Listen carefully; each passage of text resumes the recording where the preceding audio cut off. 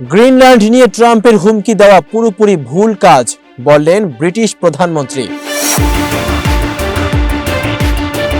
যুক্তরাজ্যের প্রধানমন্ত্রী কিয়ের স্টারমার বলেছেন, যুক্তরাষ্ট্রের গ্রিনল্যান্ড নেওয়ার চেষ্টার বিরোধিতাকারী দেশগুলোর উপর বাড়তি শুল্ক আরোপের যে পরিকল্পনা ঘোষণা করেছেন ডোনাল্ড ট্রাম্প তা পুরোপুরি ভুল।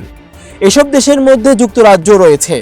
স্টারমার বলেছেন, গ্রিনল্যান্ডের ভবিষ্যৎ কি হবে সে সিদ্ধান্ত নেওয়ার অধিকার একমাত্র গ্রিনল্যান্ড ও ডেনমার্কের জনগণের রয়েছে। তবে এর জবাবে পাল্টা শুল্ক আরোপ করার সম্ভাবনা নাকচ করে দিয়ে বলেছেন, একটি বাণিজ্য যুদ্ধ কোনো পক্ষই চায় না। ডোনাল্ড ট্রাম্প বলেছেন, যুক্তরাষ্ট্র ও বিশ্বের নিরাপত্তার জন্য তাদের গ্রিনল্যান্ড দরকার। প্রয়োজনে সামরিক শক্তি প্রয়োগের সম্ভাবনার কথাও জানিয়েছে হোয়াইট হাউস।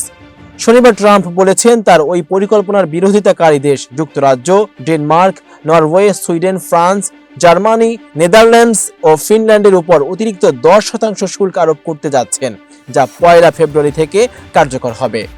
1 জুন নাগাদ এটি 25% বাড়তে পারে। এদিকে নরওয়ের প্রধানমন্ত্রীর কাছে ডোনাল্ড ট্রাম্পের পাঠানো একটি চিঠির কথা এখন জানা যাচ্ছে, যেখানে তিনি বলেছেন, যেহেতু তাকে নোবেল পুরস্কার দেওয়া হয়নি, তাই শুধুমাত্র শান্তির কথা ভেবে কাজ করার তার কোনো বাধ্যবাধকতা নেই, যদিও ওই পুরস্কার ছাড়াও তিনি সব সময় গুরুত্বপূর্ণ হিসেবেই থাকবেন। এতক্ষণ বার্তা বৈঠকের সাথে থাকার জন্য ধন্যবাদ। নতুন নতুন তথ্য ও সংবাদ পেতে বার্তা বৈঠকের ইউটিউব চ্যানেল এবং ফেসবুক পেজের সাথেই থাকুন।